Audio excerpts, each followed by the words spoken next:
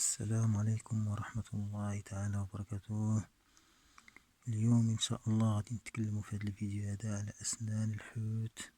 هذه الأسنان نادرة تقريبا، هذه الأسنان لا وجود لها. هذه الأسنان ربما عند العشرات والعشرات من السنين هذه الأسنان. وهذه أيضا هذه ربما هذه حديثة، هذه ربما هذه أقدم من هذه بكثير. هذه الأسنان عندها ربما تاريخ طويل. هذه تستخدم في المجوهرات وفي الخواتم، تقص وتستخدم في المجوهرات والخواتم هذه الأسنان. انظر إلى جمالها، هذه فيها ألوان سبحان الله، جميلة جدا هذه الأسنان.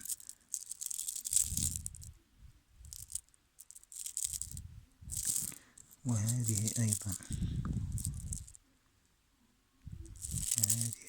هي أسنان جميلة جدا. هذه أسنان الحوت، هذه قديمة هي أيضا.